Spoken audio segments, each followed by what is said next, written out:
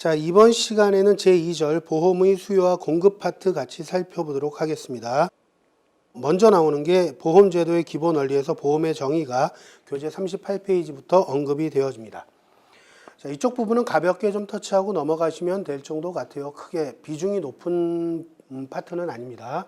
교재에서는 보험을 네 가지로 정의를 좀 내리고 있습니다. 경제적 관점, 사회적 관점, 법적 관점, 수리적 관점 네 가지로 분류를 하고 있는데 먼저 경제적 관점에서 보험이란 뭐냐? 금전적인 손실을 감소시키는 게 보험이다.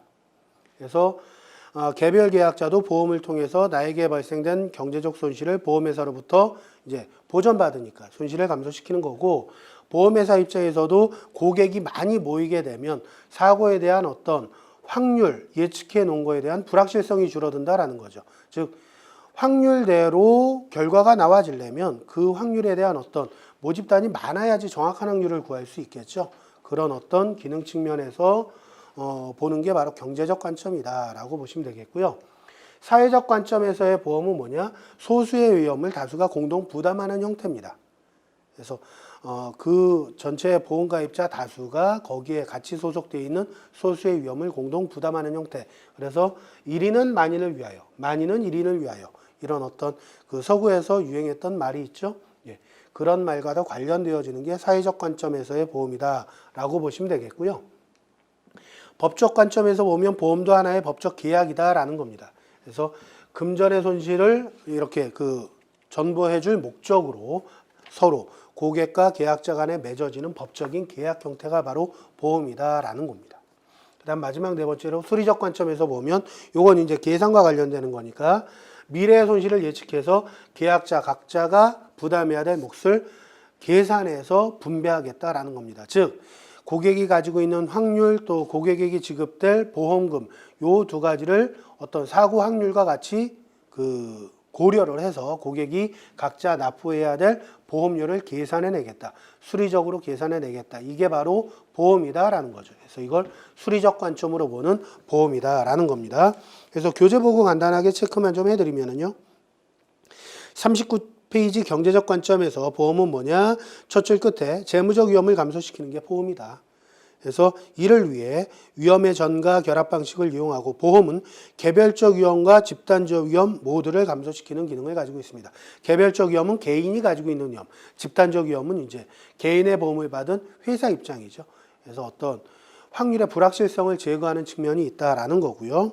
사회적 관점에서 보험은 단락 첫 줄 끝에 소수에게 발생한 손실을 다수로부터 기금을 형성하여 다수가 분담하는 것. 하나의 어떤 전체 구성, 단체를 만들어 놓고 거기서 일부에게 발생된 어떤 손실 부분을 나머지가 공동 부담하는 기능을 하는 게 보험이다라는 측면입니다. 그래서 그 뒤에 만인은 1인을 위하여, 1인은 만인을 위하여 라는 문구가 이 관점과 연관된다라는 정도만 체크하시면 되겠네요. 다음 법적 관점. 법적 관점에서 보험은 회사와 계약자 사이에 맺어진 재무적 손실의 보전, 전보를 목적으로 하는 법적 계약이다 라는 정도 체크하시면 되겠고요. 수리적 관점에서는 보험의 목적은 특정의 손실 원인과 관련된 미래 손실을 다각적으로 예측, 즉 계산한다라는 거죠. 그래서 모든 계약자가 각각 부담해야 될 몫을 배분하는 거다. 즉 각자가 부담할 몫을 계산해내서 그걸 부담하게 만든다라는 거죠. 그러기 위해선 수리적인 계산이 필요한 거고요. 이 정도로 그냥 가볍게 각 관점별로 보험이 뭐다라는 정도 그냥 명칭 보고 대략적으로 예측만 하시면 될 것 같습니다. 중요한 건 그 뒤에 나오는 보험이 성립하기 위한 여러 가지 특성들이에요. 먼저 보험의 기본적인 특성이 교재에 소개가 되고 있는데 총 4가지입니다. 자, 이거는 항목을 외운다 뭐 이런 개념 아닙니다. 특징 놓고 요 타이틀을 가지고 이게 어떤 거구나 그 세부 개념만 잘 정리하시면 될 것 같아요. 그래서 4가지 기본적인 특성이 있는데 우연한 사고여야 되고요. 위험의 이전 기능을 수행을 하고 손실의 결합 기능이 있고 손실 보상 기능이 있습니다. 하나하나 살펴보시면은요. 우연한 사고다라는 것은 보험에서 보상해 주는 사고는 우연한 사고만 보상을 해 줍니다. 필연적인 거는 위험이 아닌 거죠. 그렇죠? 제가 첫 시간에 말씀드린 거 차량이 장기간에 걸칠수록 이제 부품이 마모돼서 장고장이 생기고 이런 건 필연적인 거기 때문에 이런 건 위험이 아닙니다. 보험에선 이런 걸 보상해 주지 않는다는 거죠. 사고일 때를 보상해 주는 거지. 그래서 보험에서 보상해 주는 기본적인 특성은 우연한 사고여야 된다. 즉 필연성을 갖지 말아야 된다라는 겁니다. 여기서 중요한 건 어떤 걸 그럼 우연한 사고로 볼 것이냐. 우연성의 개념이 중요해요. 어떤 상황에 대해서 그 원인이 우연할 수도 있고요. 원인은 예측이 됐는데 결과가 이렇게까지 손해가 날지 모를 수 있겠죠. 원인이 우연한 경우, 결과가 우연한 경우 이렇게 분류를 하는데 우리 보험에서 볼 때는 원인이 우연하든 결과가 우연하든 다 우연하든 상관없습니다. 최소한 어느 한쪽이라도 우연성을 가지고 있었다면 그건 우연한 사고로 보겠다라는 거예요. 이게 핵심입니다. 다음, 위험의 이전이라는 것은 내가 가지고 있는, 고객이 가지고 있는 위험을 보험회사로 이전시키겠다라는 거죠. 그래서 계약자가 가지고 있는 위험을 보험회사로 이전하는 걸 위험의 이전 기능으로 보는 겁니다. 자, 이렇게 각 개인들이 위험을 이전시키다 보면 유사한 형태의 위험을 가진 여러 고객들이 보험회사로 몰리게 되겠죠. 그러면 개인 위험이 단체화가 이루어지게 됩니다. 그러니까 자동차 보험을 가입한 한 단체가 되는 거죠. 이런 식으로. 그다음 손실의 결합은 결국은 개인이 가지고 있는 위험을 단체로 쭉 이렇게 그 분산시키는 기능을 갖는 겁니다. 요건 그림으로 한 가지 설명을 좀 드리면은요. 자, 예를 들어서 차량을 가지고 있는 A라는 사람이 있습니다. 그러면 이 사람은 운전하다가 발생되는 여러 가지 위험에 대해서 내가 경제적으로 해결하기 어렵기 때문에 보험으로 위험을 이전시키길 원해요. 근데 이 사람만 원하는 게 아니고 다른 차량 소유자들도 많을 텐데 이 사람들도 다 같은 자동차 사고 시에 대한 어떤 대비책을 찾고 싶어 하겠죠. 그럼 이 사람들이 다 자동차 보험을 가입을 합니다. 근데 교통사고, 자동차 사고 발생 확률이 예를 들어서 1%다라고 가정을 하면 가입한 사람이 예를 들어서 100만 명이다. 그러면 보험회사 입장에서는 이 100만 명 중에서 1%, 즉 1만 명은 1년 내에 사고가 난다라는 거예요. 자, 이거는 위험의 이전에 이제 개인이 보험을 가입을 하면서 내가 가지고 있는 위험을 보험회사로 넘기는 기능이라면 손실의 결합이라는 것은 100만 명이 보험에 가입하는 거죠. 보험회사 입장에선 100만 개의 손실을 결합시키는 겁니다. 그러다 보면 이게 어떻게 되는 거냐? 만약에 이 중에서 1만 명이 사고가 난다라고 말씀드렸죠. 사고 난 요 개인의 입장에서 보면 내가 우연성을 갖춘 사고를 낸 겁니다. 즉, 좀 표현이 어떨지 모르겠지만 재수없어서 사고가 난 거예요. 남들은 사고가 안 나는데.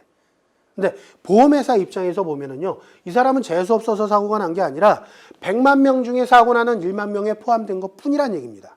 즉, 이렇게 그 손실을 다 결합을 하다 보면 개인이 가지고 있는 우연한 사고입니다. 개인은 우연한 사고죠. 근데 단체로 보면 이거는 어떤 전체 확률로 적용이 되어지는 평균적인 손실로 이게 대체가 돼버린다는 얘기입니다. 그러니까 개념을 잘 이해를 해주셔야 돼요. 손실을 결합한다라는 것은 개개인이 가지고 있는 이 현실적인 손해가 개인에게 발생된 우연한 현실적인 손해가 단체 전체로 놓고 보면 우연한 사고인 게 아니라 평균적인 사고로 대체가 된다라는 겁니다. 이런 기능을 갖는 게 바로 손실의 결합이다라고 이해하시면 될 것 같아요. 그 다음 마지막 손실보상은 어쨌거나 이 사람 사고 나면 보험금을 받아서 이전 상태를 회복하겠죠. 즉 사고 이전의 재무 상태로 되돌려 놓는 게 바로 손실보상 기능이다. 근데 이 손실보상에서 여러분들이 기억해 주셔야 될 건 비재무적 손실을 보상하는 건 아닙니다. 재무적인, 금전적인 손실에 제한된다라는 정도만 정리하시면 될 것 같아요. 자, 이렇게 보험의 기본적인 특성 4가지를 언급해 드렸는데, 자, 요걸 하나 사례로 좀 말씀을 드릴게요. 자, 주택을 가지고 있는 사람이 있습니다. 근데 주택 전체의 사고 확률이 예를 들어서 1%다라고 가정을 할게요. 그러면 주택을 가지고 있는 사람은 화재 사고에 대한 위험에 대비하고 싶어 합니다. 왜? 화재 한번 나면 내가 진짜 몇 년 동안, 몇십 년 동안 모아서 산 내 집이 한순간에 날아갈 수 있잖아요. 그걸 보전받기를 원할 텐데, 자, 이 사람들이 화재보험에 가입합니다. 수많은 사람들이, 같은 목적을 가진 수많은 사람들이 보험에 가입을 하겠죠. 그럼 예를 들어서 사고 확률이 1%라면 100명당 1명꼴로 화재 사고는 날 거라는 거예요. 그리고 그 한 명, 사고 난 사람 입장에서는 나는 우연한 사고지만, 현실적인 손해지만 보험회사 입장에선 100명을 모두 화재보험을 인수한 보험회사 입장에선 누군가 한 명은 사고가 날 건데 그게 이 사람이었던 것 뿐인 거죠. 평균적인 손실로 대체가 되어지는 거고요. 사고 난 내 입장에서 보면은 내가 가지고 있는 위험을 보험회사로 이전하고 나서 어떤 손실을 보상받는 이러한 기능을 갖게 되는 거죠. 하나의 사례로 같이 이해를 해주셔도 될 것 같습니다. 자, 여기까지가 보험의 기본적인 특성 부분인데요. 자, 이제 교재 보면서 좀 체크하고 넘어가겠습니다. 40페이지네요. 첫 줄에 우연한 사고, 첫 줄에 보험은 우연한 사고에 대해서 보상합니다. 우연하다는 것은 사고의 원인 또는 결과 발생을 피보험자가 예측, 인식하지 못한 상태를 말하고요. 고의 필연과 반대의 성질을 가지고 있습니다. 중요한 건 그 뒷내용이에요. 이 우연성은 원인이 우연한 경우나 결과가 우연한 경우 모두 다 우연한 경우가 있지만 이 셋 중에 어느 하나라도 쉽게 설명드리면 원인이든 결과든 하여간에 한쪽만이라도 우연성을 갖추고 있다면 최소한 어느 한쪽이라도 우연성을 갖추고 있다면 우연한 사고로 보겠다라는 개념은 반드시 정리를 해놔 주십시오. 다음 두 번째 위험의 이전. 단락 첫 줄 보시면 위험의 이전은 계약자가 자신의 경제적 손실에 대해 보상이 가능하도록 보험회사에게 위험을 이전시키는 겁니다. 내 위험을 보험회사로 넘기는 거죠. 이걸 위험 이전이라고 표현합니다. 단락 넷째 줄 보겠습니다. 위험 이전은 손실의 결합을 통해 개개인에게 개별화된 위험을 단체화시킵니다. 즉, 각자 개인이 가지고 있는 위험을 다 이제 위험을 이전시키다 보면 보험회사 입장에선 보험가입자라는 하나의 단체를 구성시킨다. 이런 의미가 되는 거죠. 뒷내용 참고로 보시면 되겠고요. 세 번째 손실의 결합. 단락 첫 줄 보시면 손실의 결합이란 일부 사람에게 발생된 손실을 단체 전체로 분산시키는 것을 의미한다 돼 있고요. 그 아랫줄 중간 부분에 개별적으로 발생되는 현실적 손실은 평균적 손실의 형태로 대체가 된다. 그러니까 그냥 이 말만 보면 이해가 잘 안 되실 수 있어요. 그래서 이런 그림을 가지고 여러분들이 이해를 해주시는 게 좋습니다. 나한테는 우연한, 즉 재수없는 사고지만 회사 입장에선 확률에 들어온 한 사람일 뿐이라는 거죠. 평균에 해당되는 겁니다. 그런 의미로 보시면 되겠고요. 손실보상, 단락 첫 줄 보시면 손실보상이란 피보험자를 사고 발생 이전의 재무적 상태로 돌려놓는 겁니다. 예, 그 재무적 상태가 좀 중요한 거고요. 단락 셋째 줄 끝에 대부분 금전으로 보상이 되고 보상되는 대상은 재무적 손실로 국한된다. 즉 비재무적 손실까지 보험에서 해결해 주지는 못한다라는 거죠. 예, 이 정도 기본적인 특성 보시면 되겠고요. 이 기본적인 특성은요. 어떤 지문 쪽으로 해서 시험에 가끔 출제가 되어집니다. 그래서 개념 이해를 잘 하고 계실 필요가 있다라고 보여지네요. 자, 이어서 보험제도의 주요 원칙들을 같이 살펴보도록 하겠습니다. 자, 보험제도의 주요 원칙, 교재는 두 가지 큰 원칙을 제시를 해주고 있는데 먼저 첫 번째는 보험 경영의 원칙입니다. 그래서 보험을 어떻게 안정적으로 운영하기 위해서 적용되어지는 원칙이고요. 세부적으로는 대수의 법칙, 수지상등의 원칙, 급부, 반대급부 균등의 원칙 세 가지가 있습니다. 그리고 두 번째 측면에서 보험 계약의 원칙입니다. 계약과 관련된 여러 가지 원칙 조항들이에요. 보험제도를, 즉 보험제도를 건전하게 운영하겠다라는 목적이라는 건 바꿔 얘기하면 고객이 보험을 악의적으로 이용하지 못하게 막겠다라는 것과도 연관되어집니다. 그러니까 그 정도 보시면 되겠고요. 자, 두 가지 원칙 중에서 먼저 보험 경영의 원칙에서는요. 그냥 일단 이쪽도 마찬가지입니다. 개념을 정확하게 잡는 게 대단히 중요하고요. 그 다음에 수지상등의 원칙과 급부, 반대급부, 균등의 원칙을 잘 구분하시는 게 또한 중요합니다. 그래서 경영의 원칙서부터 하나하나 보도록 하겠습니다. 보험 경영의 원칙 첫 번째 나오는 게 대수의 법칙입니다. 자, 용어 그대로 이해합시다. 대수예요. 숫자가 많다라는 거죠. 보험이 운영이 되어지려면 숫자가 많아야 된다. 왜? 정확한 사고 확률을 예측해야 됩니다. 보험은. 그래야지 그 확률에 맞는 적정한 보험료를 산출할 수 있겠죠. 근데 사고에 대한 정확한 확률을 구하려면 모집단이 많아야지만 정확한 확률을 구할 수 있다라는 게 대수의 법칙입니다. 쉽게 이런 거 생각하시면 돼요. 우리가 주사위 놀이를 합니다. 그러면 주사위 눈이 하나부터 6가지 있는데 주사위 눈 하나가 나올 확률 6분의 1이다라는 건 누구나 다 알아요. 그러면 6분의 1이라는 확률을 우리가 구하려면 주사위를 한 번, 두 번 굴렸다. 그럼 6분의 1은 죽었다 깨도 못 나옵니다. 한 번 굴렸다. 나오면 100%, 안 나오면 0%예요. 두 번 굴렸다. 두 번 굴렸는데 다 안 나왔다. 그럼 0%고 한 번 나왔다. 그러면 50%가 되는 겁니다. 즉 6분의 1이라는 정확한 확률을 구할 수 없다라는 거예요. 하지만 한 번, 두 번이 아니라 100번, 1000번, 만번, 10만 번을 굴리면 6분의 1이라는 정확한 확률로 이렇게 수렴에 들어가겠죠. 그래서 사고도 마찬가지입니다. 사고 확률도 어떤 정확한 사고 확률을 예측하기 위해서는 그 조사 대상이 되는 모집단 숫자가 많을수록 정확한 확률을 구할 수 있다. 이게 대수의 법칙이 되겠습니다. 그래서 관찰 대상 수를 증가시킴으로 인해서 예측 손실과 실제 손실과의 차이를 감소한다. 즉 예측한 확률대로 맞아 들어가게 만들어줄 수 있다라는 겁니다.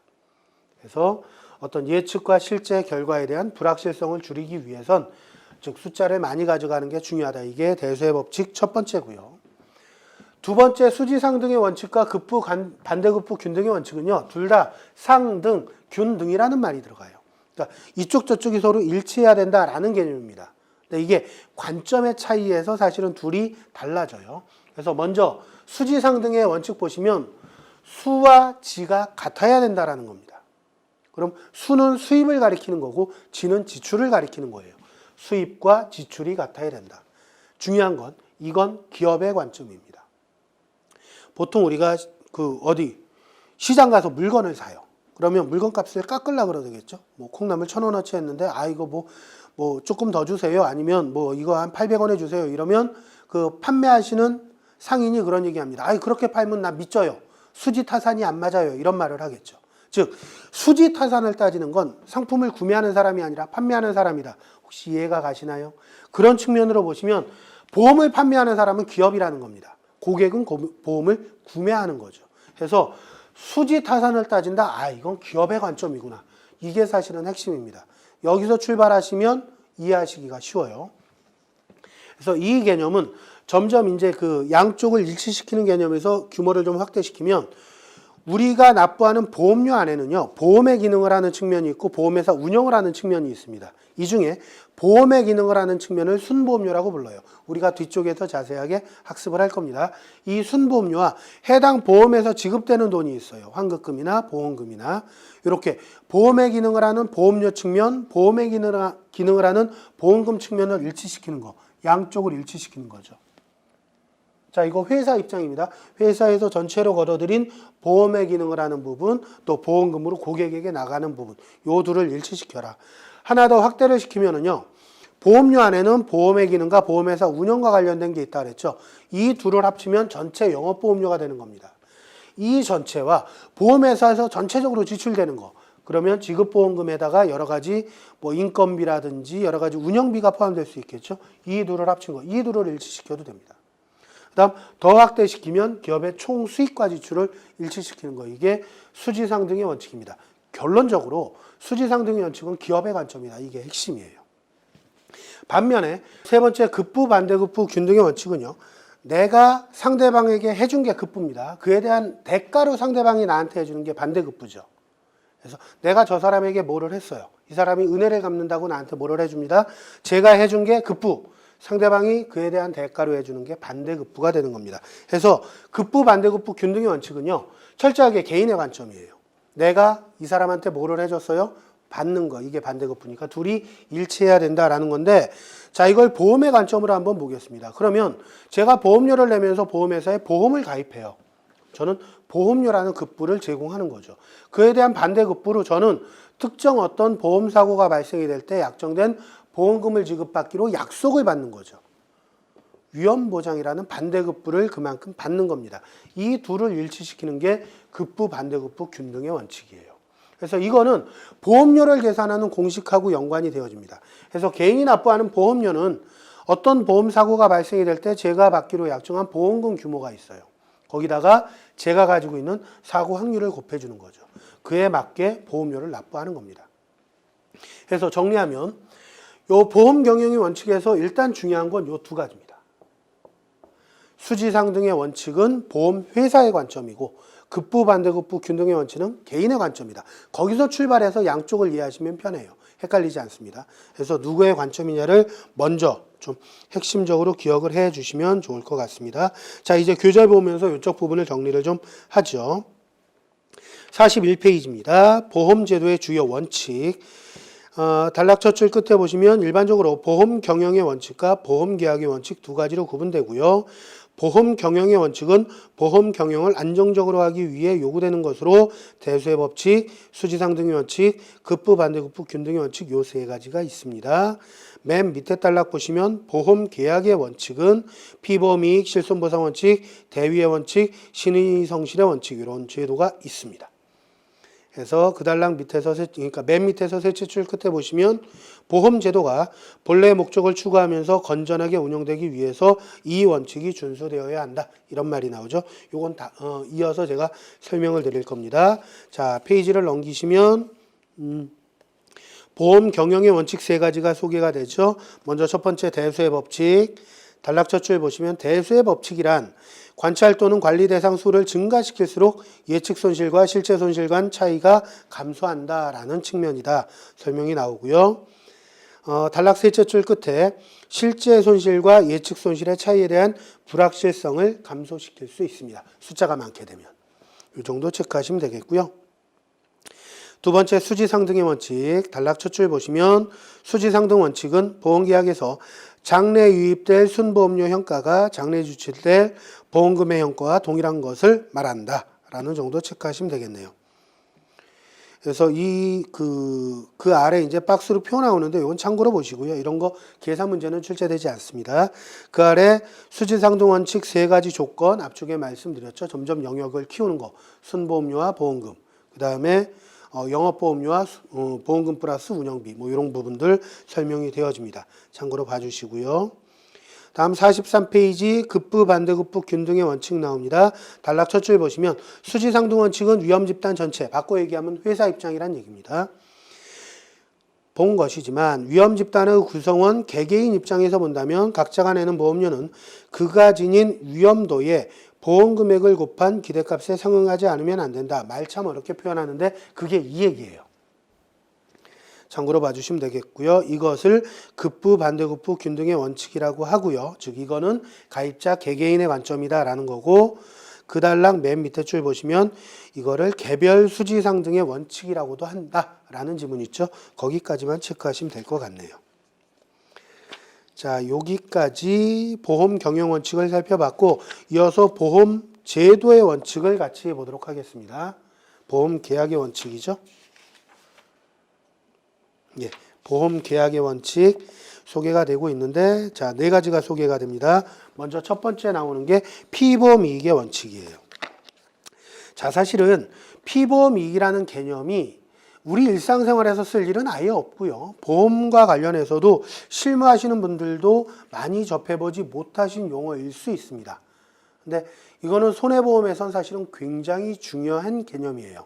우리 교재 뒤쪽에서 피보험 이익에 대해서는 자세하게 설명도 나오긴 하겠지만 일단 이쪽 단락을 이해하려면 이 피보험 이익 개념은 우리가 그래도 어느 정도 이해하고 넘어가야 되니까 짧게만 일단 설명을 좀 드리고 넘어가겠습니다. 자, 지금 제 손에 분필이 있습니다. 자, 이 분필이 지금 강의실에 있죠?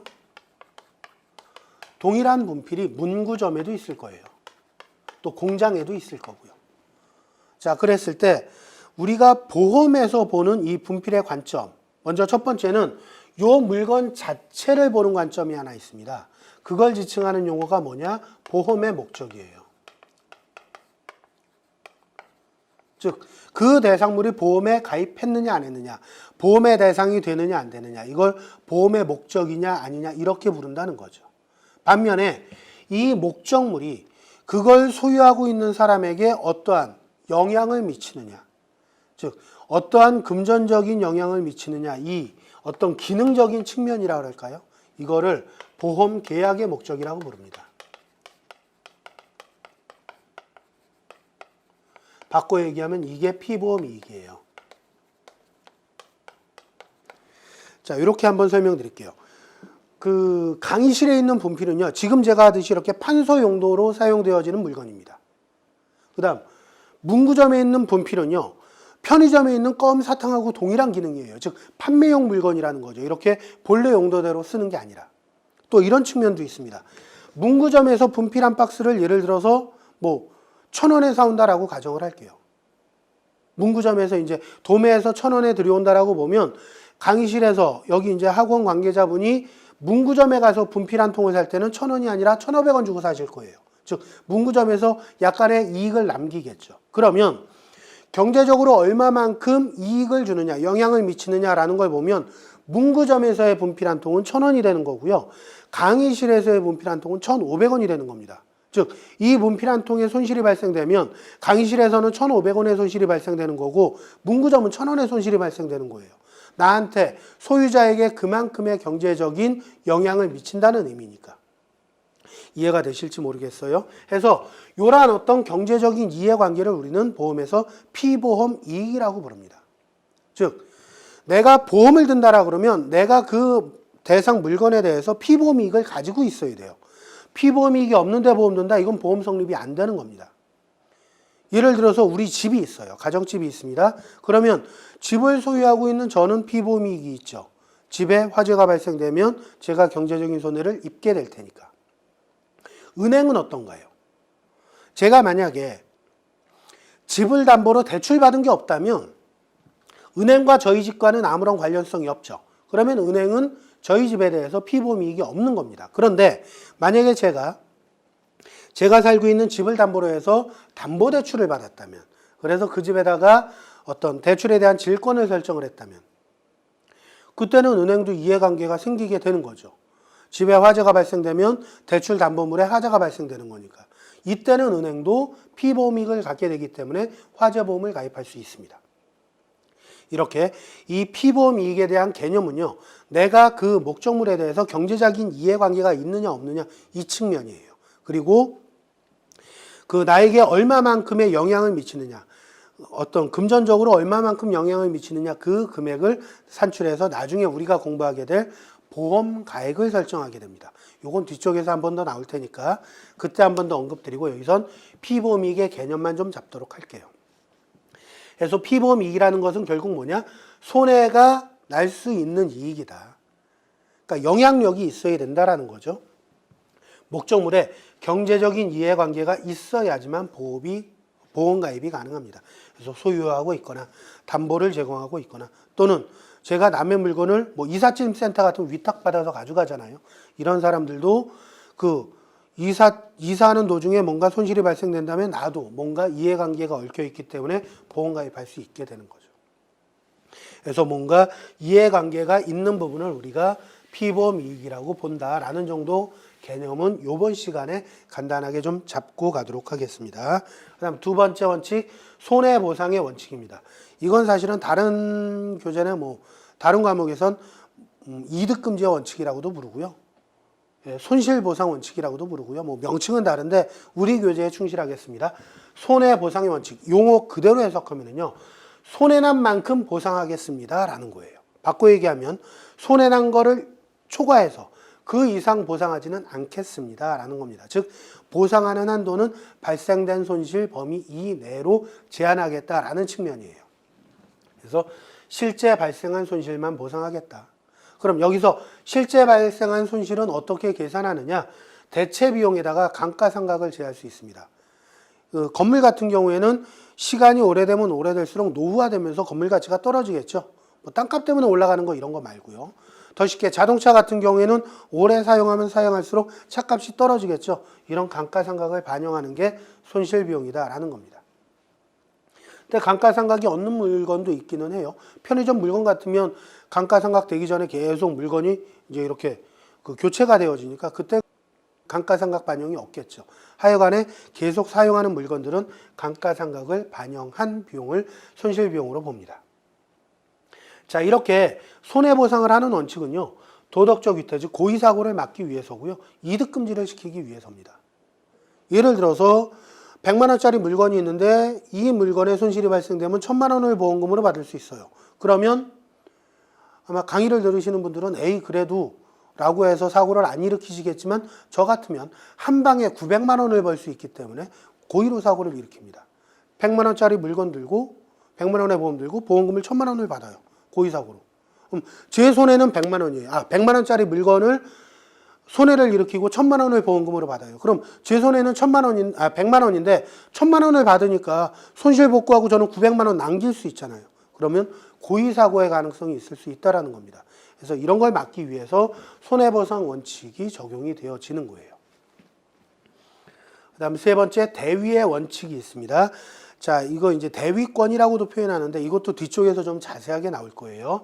자, 대위권이라는 게 뭔지를 먼저 이해를 하셔야 되는데 용어 그대로 해석하면 대신 위치한다, 대신 갖는다 이런 뜻이에요. 원래는 고객이 가지고 있는 권리 또는 물건입니다. 고객이 권리나 물건을 가지고 있는데 어떤 보험 사고가 발생이 됐어요. 그래서 어떤 권리나 물건에 손실이 발생됐고 그거를 보험회사가 보험금으로 손실 복구를 시켜줬습니다. 그러면 그 손실이 발생된 권리나 물건은 고객이 그대로 가지고 있는 게 아니라 보험회사로 넘겨주게 돼 있어요.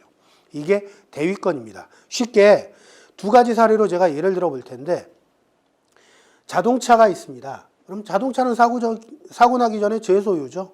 제 명의 자동차입니다. 근데 이게 제가 집이 춘천인데 춘천을 가다가 차 몰고 가다가 북한강에 빠쳤어요. 그래서 차가 아예 못 쓰게 됐습니다. 그러면 자동차 보험을 가입하고 있다면 저는 그 차에 대한 금액을 보험회사로부터 손실보전을 받을 거예요. 그리고 나서 이 차 소유권이 어떻게 되느냐라는 겁니다. 만약에 소유권이 저에게 남아있다면요, 저에겐 초과 이득이 발생돼요. 왜? 하다못해 그거 폐차시켜도 고철값이라도 추가로 받을 수 있게 되는 거죠. 그러면 고의사고 가능성이 뭐 적진 않겠지만, 없지는 않을 거다라는 겁니다. 많지는 않겠지만. 그래서 이런 경우는 어떻게 하느냐? 보험회사가 보험금을, 전손보험금을 지급을 했다면 그 차에 대한 소유권, 권리는 보험회사로 자동으로 넘어가게 됩니다. 대신 위치한다는 거예요. 또 다른 예로, 자, 제3자가 저한테 손해를 끼쳤어요. 그래서 제가 그 사람에게 1,000만 원의 손해배상을 받을 권리를 가지고 있습니다. 그런데 보험회사가 그 손해를 가한 사람을 대신해서 저에게 1,000만 원을 보험금으로 지급해 줬어요. 그러면 보험금 지급받기 전에 제가 가지고 있는 손해배상 받을 권리는 보험회사로 넘겨줘야겠죠. 만약에 보험회사로부터 돈 받고 이 사람한테 또 1,000만 원을 받으면 이득이 될 테니까. 그래서 이러한 권리를 대위권이라고 합니다. 그래서 마찬가지 대위권이 인정되는 것은 손해보상 원칙을 보완하기 위해서요. 이득을 방지하기 위해서다라고 보시면 됩니다.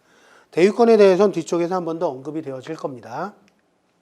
자, 그 다음 마지막으로 신의 성실 원칙이에요. 그래서 이 보험계약은 이제 뒤쪽에 우리가 자세하게 학습은 하겠지만 지금까지 설명드린 걸로만 봐도요. 고의사고 가능성이 좀 많아요. 소액의 보험료를 납부합니다. 그리고 사고 나면 고액의 보험금을 받을 수가 있어요. 그러다 보니까 사행계약, 즉 도박의 성격을 어느 정도는 띠고 있는 게 보험계약입니다. 그러다 보니까 이걸 악의적으로 이용해서는 참 제도 운영에 여러 가지 문제가 발생되고 선의의 피해자가 발생될 수 있겠죠. 그래서 악의적으로 운영하지 않게끔 여러 가지 제도적인 장치를 만들어 놓습니다. 즉 계약 당사자에게 높은 성실성을 요구를 하게 된다라는 겁니다. 그래서 이 성실성 요구하는 건 세 가지를 통해서 이제 실행이 되어지는데 보험 가입을 할 때 고객에게 고지 의무를 부과합니다. 그 계약과 관련돼서 중요한 사항들을 고객이 성실하게 솔직하게 알려줄 것을 요구를 해요. 이게 고지고요. 만약에 중요한 사항들을 고객이 알리지 않았다. 이게 은폐가 되는 거죠. 그건 보험회사에선 고지 의무 위반으로 제재를 가할 수 있게 됩니다. 그리고 담보해 주겠다라는 것은 고객이 말한 범위 내에서 이게 진실이다라는 전제하에 보험 적용을 해주겠다, 보상을 해주겠다라는 게 담보라는 의미입니다. 즉 고지한 내용을 기반으로 해서 보상을 해주겠다. 그게 사실이다라는 전제로 보상을 하겠다. 즉 이걸 위반했다면 다 어긋나게 되는 거죠. 이런 어떤 기반을 통해서 신의 성실 원칙이 구현이 되게 됩니다. 그래서 이상 네 가지, 자 이제 교재 보면서 좀 정리를 해보도록 하겠습니다. 44페이지 피보미익의 원칙이에요. 단락 첫 줄 보겠습니다. 피보미익이란 보험사고 발생에 의해 손해를 입을 우려가 있는 이익을 의미하고요. 피보미익의 원칙은 보험 목적물에 손해가 발생했을 때 피보험자가 갖는 경제적 이해관계를 가리킵니다. 즉, 그 물건과 내가 뭔가 이해관계가 있어야 보험 가입이 된다라는 거죠. 그래서 그 아래 단락 보겠습니다. 피보험자가 보험 목적물과 관련하여 이해관계를 가지지 않는 경우 피보험 이익은 존재하지 않고 이 경우 보험 목적물에 대해 보험을 가입할 수 없다.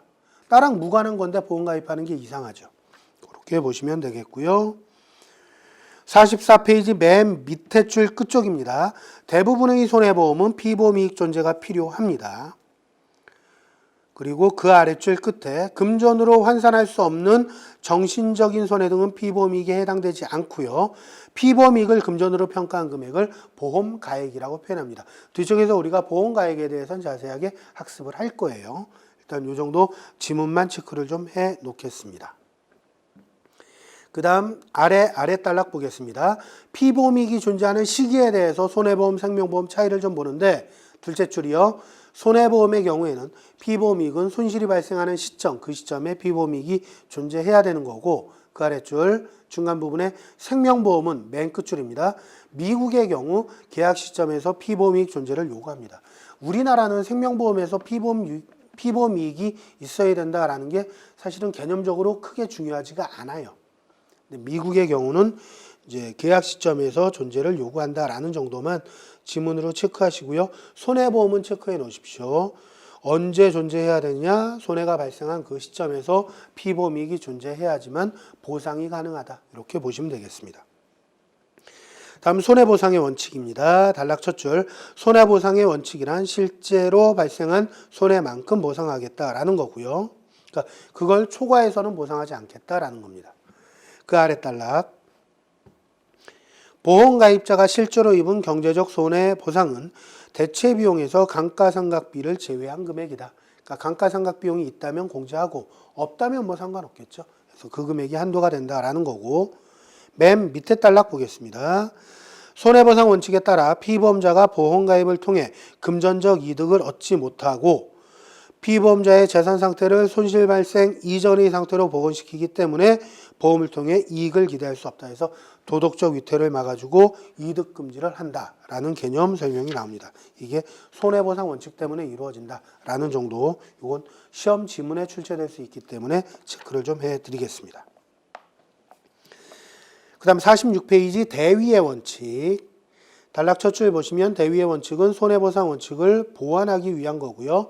이제 대위에 대한 개념이 나옵니다. 둘째 줄 대위란 제3자 과실에 의해 피보험자가 손해를 입은 경우 보험자가 그 손해액만큼 피보험자에게 보상을 했다면 보험자가 제3자에 대해 보상한 금액 한도 내에서 피보험자가 제3자에 대해 갖는 권리를 취득하는 구상권을 행사한다. 이게 대위권이다 라는 설명 나오죠.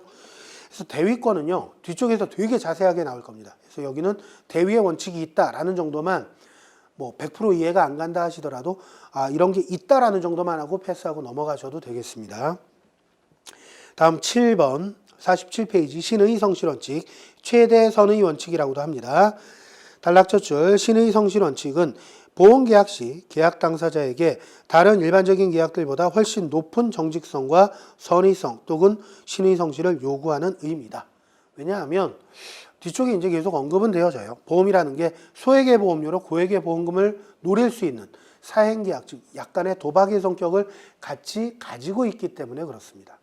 잘못 악용되면 문제가 커질 수 있기 때문에 해서 그 단락 맨 밑에서 둘째 줄 보겠습니다. 최대 선의 원칙은 고지, 은폐, 담보 요 세 가지 제도에 의해서 구현이 되어지는데 그 아래 박스로 고지, 은폐, 담보가 설명이 되어집니다. 그래서 요거는 제가 설명을 드린 부분 참고해서 한번 읽어보시면 좋을 것 같네요. 자, 다음에 나오는 게 위험 수용 성향과 보험 수요 관련된 파트입니다. 자, 이쪽은 설명이 되게 많은데요. 사례 중심으로 많이 소개가 됩니다. 그리고 사실은 여러분들이 꼭 이해하셔야 될 것들은 몇 가지 이렇게 많지가 않아요. 그래서 반드시 아셔야 될 것들만 간단하게 설명하고 이쪽 파트는 이제 좀 설명을 좀 마무리 짓겠습니다. 우리가 일반적으로 고객의 위험 수용 성향, 즉 위험에 대해서 고객의 자세가 어떠냐 이거를 세 가지로 분류를 해요. 위험 회피형이 있고 위험 중립형이 있고 위험 선호형이 있습니다. 위험 회피형이라는 건 말 그대로 위험이 없었으면 하는 거예요. 안전했으면 하는 겁니다. 그 다음 위험 중립형은 위험을 감수할 때의 어떤 기대값과 위험을 감수하지 않았을 때의 기대값을 서로 비교하는 거죠. 그래서 동일하다면 어느 쪽을 선택해도 크게 상관없다라는 거니까. 그 다음 위험 선호형은 조금 더 위험을 즐기는, 불확실성을 즐기는 성향을 가진 사람이 위험 선호형입니다. 그래서 위험회피형은 확실한 소득, 어떤 예를 들어서 복권을 구매한다라고 할 때 복권이 갖는 기대값과 복권의 판매 가격을 놓고 볼 때 복권의 판매 가격이 500원이고 기대값이 500원이다. 기대값이 500원이라는 의미는 예를 들어서 복권 당첨금이 10,000원이에요. 근데 당첨 확률이 5%란 얘기죠. 그럼 이건 기대값이 500원이 되는 거니까 이러한 복권이 있고 현금 500원이 있다라고 할 때 둘 다 사실은 기대값은 동일할 수 있습니다. 근데 위험 선호형은 10,000원을 받을 수도 있고 500원을 날릴 수도 있으니까 이게 위험으로 보는 거예요. 그래서 이 사람은 복권을 안 삽니다. 500원 안 날리고 10,000원도 안 받겠다라는 거죠. 위험 중립형은 요게 기대값이 같다 그러면 복권을 살 수도 있고 안 살 수도 있는 경우가 되는 거고요. 위험 선호형은 불확실성을 즐기는 겁니다. 에이 500원 날리더라도 10,000원 한번 노려보지 뭐 이런 거에 더 쾌감을 느끼는 사람이 위험 선호형이다라고 보시면 됩니다. 그래서 이러한 고객 위험 성향별로 누가 보험에 더 쉽게 보험을 더 선호하느냐, 보험 가입을 선호하느냐 이거에 대한 어떤 이론적인 내용이 교재에 소개되고 있는 거고요. 자, 이거 제가 이제 그 복권으로 사례를 드렸는데 보험과 관련돼서 사례 나오는 게 교재에도 소개가 됩니다. 그거 같이 설명드리면서 일단 그 전체적인 대략적인 설명은 마칠게요. 자, 교재에 나오는 사례를 가지고 이 부분을 한 번 더 설명을 해보도록 하겠습니다. 자, 어떤 사람이 현금 4천만 원을 가지고 있고요. 8천만 원짜리 부동산을 동시에 가지고 있습니다. 자, 이 부동산은요. 보험사고가 발생할 확률이 25%고요. 이러한 보험사고를 막기 위해서, 보전하기 위해서 보험을 가입한다면 이때 보험료는 2천만 원이에요. 그러니까 8천만 원에 25%를 계산하면 2천만 원이 계산이 되어집니다. 그러니까 이 둘의 기대값은 같은 거예요. 자, 그랬을 때 이 고객의 기대값을 보도록 하겠습니다. 그러면 두 가지 경우가 있어요. 이 부동산에 불이 날 수도 있고 안 날 수도 있잖아요. 그렇죠? 보험사고가 발생할 확률이 25%고 사고 발생 안 될 확률이 75%입니다. 그러면 만약에 보험사고가 발생되지 않았다 그럼 1억 2천을 그대로 가지고 있을 거예요. 그럴 확률이 75%죠. 근데 사고가 나게 되면 어떻게 되느냐? 이 8천만 원을 잃게 되겠죠. 4천만 원만 남게 됩니다. 그럴 확률이 25%예요. 둘을 계산하면 기대비용은 1억 원이 된다라는 겁니다. 자, 이랬을 때 과연 이 부동산의 손실 보전을 위해서 보험 가입을 할 거냐 안 할 거냐라는 건데 자, 위험 회피형은 안정적인 걸, 불확실성을 피하고 싶어 한다 그랬습니다. 그러면 만약에 이 사람은 보험을 가입한다면 보험료 2천만 원이 줄어들겠죠. 현금이 2천만 원으로 줄어들게 됩니다. 그리고 부동산은요. 화재가 나든 안 나든 상관없이 8천만 원을 보전받을 수 있겠죠. 사고가 안 나면 그대로 남아있을 것이고 사고가 난다 해도 보험금으로 8천만 원을 받을 테니까. 즉 위험 회피형은 안정적으로 1억 원의 자산을 보유할 수 있게 됩니다. 하지만 위험 선호형은 확률에 따라 다르겠지만 좋으면 1억 2천 그대로 보유할 수 있을 거고요. 만에 하나 사고가 발생되면 보유 자산은 4천만 원으로 줄어들 거란 얘기입니다. 그래서 위험 회피형은 확실한 1억 원을 갖겠다. 그렇기 때문에 보험을 든다라는 겁니다.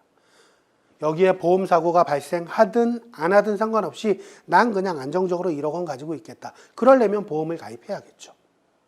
반면에 위험 선호형은 보험 가입을 안 한다는 겁니다. 사고 나면 그냥 뭐 이거 부동산 아깝지만 금액 날라가겠지만 사고 날 확률 높지 않으니까 나는 그냥 보험 안 들래요. 그래서 1억 2천 가지고 있을래요. 이렇게 가는 게 위험 선호형이라는 거죠. 그래서 그와 관련돼서 그래프든 여러 가지 자료를 통해서 교재는 설명을 하고 있습니다. 그래서 이쪽에서 사실은 핵심은 뭐냐면요. 고객 성향별로 위험, 회피형, 중립형, 선호형으로 구분되어지는데 이 중에서 어떤 위험이라는 건 확정되지 않은 원치 않는 상황이니까 그 원치 않는 상황을 해결하기 위해서 보험이라는 상품이 있는데 위험 선호형과 위험 회피형 중에서 누가 보험 가입을 선호하느냐? 결론적으로는 위험 회피형이 보험 가입을 선호한다. 이게 결론이에요. 그 설명을 하기 위해서 교재는 여러 가지 이론적인 근거와 그래프를 동원해서 설명을 해주고 있습니다. 그래서 이 부분만 반드시 기억을 해주시고요. 요거 기대 효용 계산하는 것도 같이 하실 수 있으면 좋겠습니다. 우리 A 과정에서 계산 문제 나오는 거는요. 간단한 계산만 나올 뿐입니다. 복잡한 계산은 절대 안 나와요. 그래서 이런 건 간단하게 계산하실 수 있기 때문에 출제 가능성이 있습니다. 참고로 봐주시고요. 자, 이제 교재를 보면서 좀 정리를 하도록 하죠. 47페이지입니다. 위험 수용 성향과 보험 수요. 일단 기본적인 개념서부터 정의가 좀 나옵니다. 단락 첫째 줄. 전통경제학의 기대 효용 이론은 인간의 합리성을 전제로 한다라는 거 지문 하나 체크하시고요. 그 아래 단락. 반면에 행동경제학에서는 소비자가 합리적으로 선택한다는 것에 의문을 제기하고요. 그 아래 줄. 편견과 경험칙에 의해 체계적인 오류를 가진 의사결정을 하게 된다는 게 행동경제학 쪽 의견입니다. 이런 그냥 지문 정도만 체크를 해놔 주시고요. 그 다음 맨 밑에서 둘째 줄 중간 부분. 이하에서는 위험 회피형 소비자가 보험 가입 시 기대 효용이 증가하게 되는 원리를 통해 보험시장의 유용성을 설명한다. 즉 이런 어떤 위험이 있다라고 할 때 보험을 누가 선호하느냐? 위험 회피형이 선호한다. 이걸 설명하겠다라는 겁니다. 그 정도 보시고요. 그 다음에 개념 정의 내린 게 있습니다. 48페이지 아래쪽 박스. 효용이 무엇이냐? 기대 효용이 무엇이냐? 효용 이론이 무엇이냐? 요 개념 정도는 좀 지문으로 체크를 해놔 주시고요. 그 다음에 49페이지 중간에 나오는 박스. 위험 회피형, 중립형, 선호형. 요것도 개념은 좀 잡아 주십시오. 그 다음에 그림 1-5 위에 4줄 올라가겠습니다. 끝쪽에. 즉 위험 회피적인 사람은 확실한 소득을 이와 기대치가 동일한 위험한 소득보다 더 선호한다. 즉 안정적인 거를 선호한다라는 겁니다. 반대로 위험 선호적인 사람의 효용함수는 원점에 대해서 볼록한 모형을 갖고 본인이 보유한 확실한 금액의 기대 효용이 불확실성의 기대 효용보다 낮다. 즉 불확실성을 즐긴다라는 겁니다. 이건 불확실성을 즐기는 거잖아요. 이게 될지 모르는 거니까. 하지만 위험 회피형은 확실한 거, 안정적인 걸 선호한다라는 겁니다. 즉 사고가 나든 안 나든 확실하게 1억을 보유하겠다. 이런 성향이 강하다는 거예요. 그래서 어디에 더 만족을 느끼느냐 이걸 가지고 이제 구분하는 거니까. 그래서 오목하냐 볼록하냐 그런 설명 나오니까 요건 교재 한번 읽어보시면서 표 한번 보시면 될 것 같습니다. 다음 50페이지에 기대 효용 이론 관점 그리고 보험 수요 설명 쭉 나오는데 그게 요거 계산하는 설명이에요. 그러니까 쭉 참고로 봐주시고요. 51페이지 맨 밑에서 셋째 줄 끝쪽 보겠습니다. 따라서 위험 회피형 효용함수를 갖는 소비자가 보험 상품을 구매하는 경우에 기대 효용은 구매하지 않을 경우 효용보다 항상 크므로 보험에 가입하게 된다. 왜? 안정적인 걸 선호하기 때문에 그래요. 보험은 누가 잘 가입하느냐? 위험 회피형 소비자가 잘 가입한다. 이 정도로 정리하시면 되겠습니다. 자, 나머지 사항들은 다 설명드리니까 여러분들이 교재를 참고해서 좀 봐주시고요. 그 다음 52페이지 부보 가능한 위험 파트 살펴보도록 하겠습니다. 일단 용어부터 좀 보죠. 부보 가능하다. 이건 보험으로 부담한다. 보험에 가입 가능한 위험들을 가리키는 겁니다. 그래서 교재에서는 부보 가능한 위험을 6가지로 구분해서 설명을 해주고 있어요. 요거는 개념 정도만 여러분들이 잘 가져가시면 됩니다. 첫 번째, 충분히 많은 동질적 위험이에요. 동일한 위험이 아닙니다. 그러니까 손실의 원인 자체가 한 가지만 가리키는 게 아니라는 거예요. 여러 가지 손인이라 하더라도 같은 형태의 손실이라면 이건 동질의 개념으로 보는 겁니다. 그래서 동질적인 위험이 많아야 된다. 많아야 되는 이유는 앞쪽에서 충분히 설명을 드렸죠. 대수의 법칙을 정확하게 적용하고 어떤 예측된 손실과 실제 결과치의 어떤 변동성을 줄이기 위해서는 숫자가 많아야 되겠죠. 두 번째, 우연하고 우발적인 손실, 우연성의 개념 앞쪽에서 언급이 되어졌고요. 확실하고 측정 가능해야 되고 거대 재해가 아니어야 됩니다. 왜? 한 번의 손실로 피해가 커지면 보험회사 자체가 존립이 위태로울 수 있기 때문에 거대 재해를 피해줘야 된다라는 설명이 나옵니다. 그리고 확률을 계산할 수 있어야 적절한 보험료를 부과할 수 있을 거고요. 또 고객이 부담할 수준의 보험료로 계산되어져야 되겠죠. 예를 들어서 보험금이 1억 원인데 보험료가 9천만 원이에요. 이건 보험 가입이 어렵겠죠. 보험 드나 안 드나 상관없는 거니까. 그러려면 발생 확률이 상대적으로 낮아야 된다라는 겁니다. 이런 어떤 조건들을 가지고 있어야 보험으로 가입이 가능하다. 이렇게 보시면 되겠죠. 세부적인 설명 좀 보도록 하겠습니다. 먼저 첫 번째, 충분히 많은 동질적인 위험이에요. 이거는 손인이 똑같을 필요는 없습니다. 손해의 원인은 다양하게 나타날 수 있다라는 거죠. 하지만 그 어떤 형태 자체는 동일해 줘야 된다라는 건데, 예를 들어서 화재보험이다 그러면 화재가 반드시 어떤 누전으로 인한 화재만 되느냐, 이런 건 아니라는 겁니다.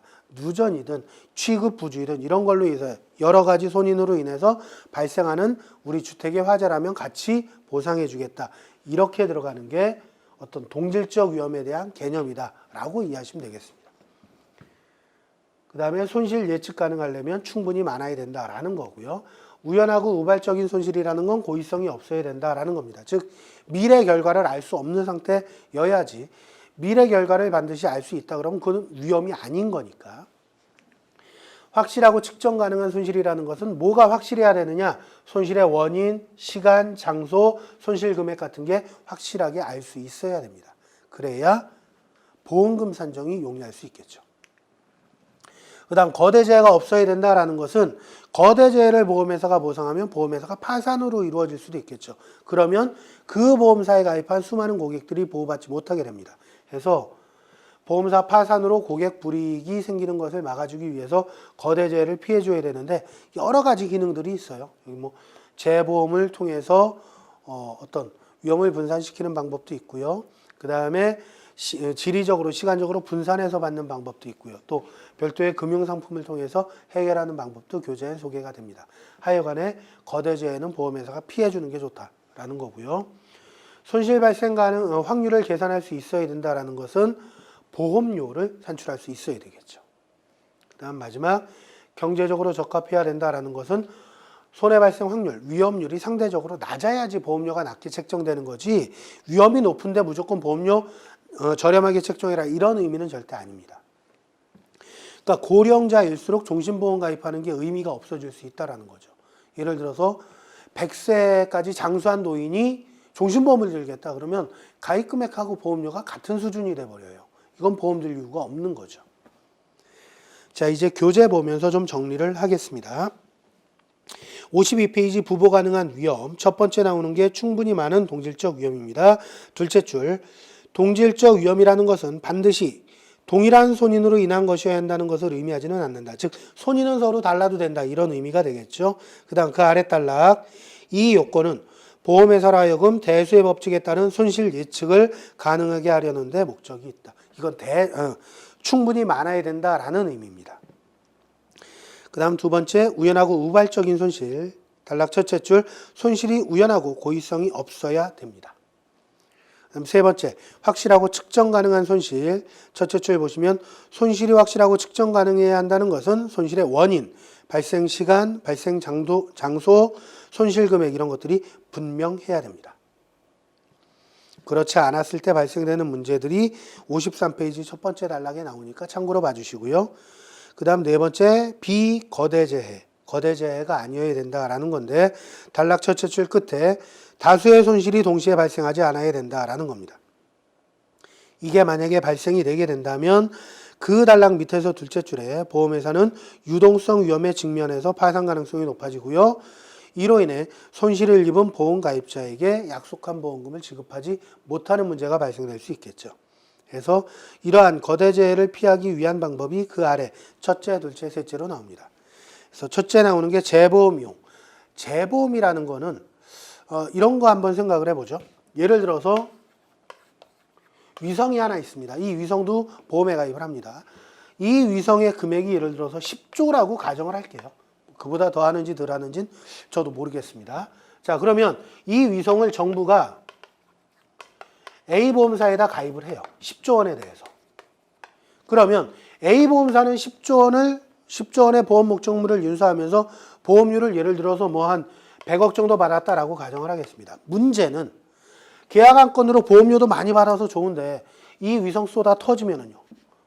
쏟아 폭발을 해버리면 이 보험사 문 닫아야 되겠죠. 엔간한 회사 다 문 닫아야 될 거라고 봅니다. 그러면 너무 위험하니까 이 계약을 다시 나눕니다. 책임 중에 일부를 비사로 넘기는 거죠. 야, 10조 중에서 7조만 니네가 가져가. 그럼 보험료 한 70억을 비사로 넘기는 거죠. 그러면 A사는 10조 중에서 3조만 책임지는 겁니다. 이렇게 고객과 보험사가 최초에 맺은 이 계약을 우리가 원보험이라고 부르고요. 보험회사가 그 전부나 일부를 다른 회사로 넘기는 거, 이걸 재보험 계약이라고 이야기를 합니다. 그래서 이러한 재보험 계약을 통해서 어떤 거대 위험을 이렇게 줄일 수 있는 거죠. 그 다음에 두 번째, 분산시키는 거. 이건 몰려 있으면 한 번에 거대 손해가 날 테니까 분산시키면 거대 손해는 피할 수 있으니까. 세 번째, 이 부분을 다루는데 새로운 금융상품이 나올 수 있다. 이건 뭐 일반적인 사항이니까 넘어가도록 하겠습니다.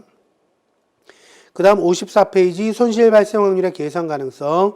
단락 첫째 줄 끝에 보험회사는 어느 정도 정확성을 갖고 장래 손실의 평균 빈도, 평균 규모를 산출할 수 있어야 된다. 보험료를 산출할 수 있어야 되겠죠. 근데 모든 게 그런 거는 아닙니다. 그래서 두 번째 단락 보면 예외도 소개가 돼요. 그래서 어떤 손실은 그 확률을 정확히 예측할 수 없거나 과거 통계 자료가 없는 경우에도 보험으로 이전되는 경우가 간혹 있습니다. 예를 들어서 유명 축구 선수가 자기 다리를 보험에 든다. 이런 거는 축구 선수 중에서 자기 다리 보험 드는 사람 많지 않습니다. 그러니까 대수의 법칙 적용이 어려울 수 있겠죠. 그런 경우도 있기는 하지만 일반적으로는 확률을 예측할 수 있어야 된다라는 거고요. 마지막 여섯 번째, 경제적으로 적합한 보험료. 단락 첫 줄 보시면 가입자가 경제적으로 보험료를 납입할 수 있는 여력이 있어야 된다라고 되어 있고요. 셋째 줄 중간에 경제적으로 적합하다는 것은 위험률이 상대적으로 낮아야 한다는 걸 의미한다. 설명 나오죠. 여기까지 체크하시면 되겠습니다. 자, 이제 1장 마지막으로요. 보험과 도박, 해칭을 서로 비교하는 부분 나옵니다. 이건 간략하게만 정리하고 넘어가죠. 공통점, 차이점만 보시면 되는데 먼저 보험과 도박 보겠습니다. 공통점 보시면 둘 다 사행계약, 좀 나쁘게 표현하면 돈 놓고 돈 먹기예요. 적은 돈을 넣고 고액의 돈을 우연한 상황에서 취득할 수 있는 거죠. 두 번째, 손실을 분담합니다. 보험의 보험금도요, 사고 나지 않은 다른 보험 계약자들이 납부한 보험료에서 충당하는 거고, 복권의 당첨금도 꽝 된 사람 돈 모아가지고 당첨금 주는 거죠. 분담의 개념이고요. 확률 원리가 적용됩니다. 그래서 뭐 예전에 로또 맨 처음에 나올 때 당첨 확률이 뭐 얼마분의 1입니다. 얘기 나왔죠. 예, 그런 식으로 확률이 적용되어지는데 차이점 보시게 되면 서로 영역이 다릅니다. 보험은 순수 위험을 다루는 반면에 도박은 투기적 위험을 다루는 거죠. 우리가 앞쪽에 다뤘었습니다. 두 번째, 사회적으로 볼 때 보험금으로 취득하는 거는 사고 안 난 사람이 뭐 손해보는 거 아니죠. 그래서 저 사람의 어떤 손해를 내가 취득하는 개념이 아니라는 겁니다. 보험은. 그래서 사회적으로 생산적으로 보는 거고요. 단 도박 같은 경우에는 꽝 되면 기분 나쁘잖아요. 그래서 비생산적이다 이렇게 표현하는 겁니다. 개념적으로 이렇게 보세요. 자동차 보험을 가입했습니다. 1년에 사고가 안 나서 제가 보험금이 수령한 보험금이 없어요. 보험료는 몇십만 원을 냈고 그럼 1년 지나고 나서 에이 나 돈 한 푼도 못 받았네. 돈만 날렸네. 이렇게 생각하지는 않을 거란 얘기입니다. 사고 안 나서 다행이다 라고 생각을 하지. 하지만 복권 10만 원어치 샀는데 하나도 안 됐어요. 그럼 되게 아깝죠. 이런 어떤 심리적인 차이로 받아들이셔도 될 것 같아요. 다음에 보험과 해칭. 해칭은 미래의 가격 변동 위험을 지금 계약을 통해서 해결하는 겁니다. 자, 요건 이제 투자 쪽에서 많이 언급이 되어질 테니까 그쪽 교수님 설명을 좀 많이 들어주시고요. 일단 공통점을 보면 둘 다 계약을 한다라는 겁니다. 계약을 통해서 위험을 이전하는 거고요. 새로운 뭔가 투기적인 위험이 발생되지 않는다는 공통점은 있는데 차이점은요. 서로 영역이 다릅니다. 보험은 부보 가능한 위험, 해칭은 부보 불가능한 위험 쪽이에요. 그 다음에 보험은 이제 많은 그 가입 대상자를 관찰하다 보면 어떤 미래에 대한 예측률을 높일 수 있는, 즉 불확실성을 감소시킬 수 있는 기능이 있는 반면에 해칭은 그 기능이 없다라는 겁니다. 미래의 가격이 어떻게 변동될지 이거는 과거 사례를 아무리 분석해도 알기 어렵다는 거예요. 그러한 어떤 공통 차이점들이 있다라는 정도 보시면 되겠습니다. 자, 교재 보면서 좀 체크를 하면은요. 55페이지 보험과 해칭. 단락 첫 줄 보시면 보험과 해칭은 계약에 의해 위험이 이전되고 새로운 위험이 만들어지지 않는다. 이거 공통점이고요. 차이점 그 아래 나오죠. 첫째는 영역이 다른 거고 둘째는 보험회사의 객관적 위험을 보험은 감소시킬 수 있지만 해칭은 그런 기능이 없다. 그 정도 보시면 되겠고 도박 54페이지 보험과 도박 나오네요. 자, 보험과 도박 보겠습니다. 단락 둘째 줄 끝에 공통점이 나옵니다. 셋째 줄서부터 첫째, 보험과 도박은 모두 사행계약의 특성이 있고 맨 밑에 줄 중간 부분에 손실을 분담한다는 특성이 있고 그 다음 55페이지 둘째 줄 끝에 확률 원리를 근간으로 한다. 이게 공통점이고요. 차이점 보시면 첫째는 순수 위험과 투기적 위험, 영역이 다르고요. 둘째는 도박은 사회적으로 비생산적인데 그 셋째 줄 보시면 보험은 사회적으로 생산적이다. 이런 설명이 나옵니다. 그 정도까지만 체크하시면 되겠네요. 자, 이번 시간 강의가 좀 길었습니다. 이렇게 해서 1장을 마치고요. 다음 시간서부터 2장을 같이 학습해 보도록 하겠습니다.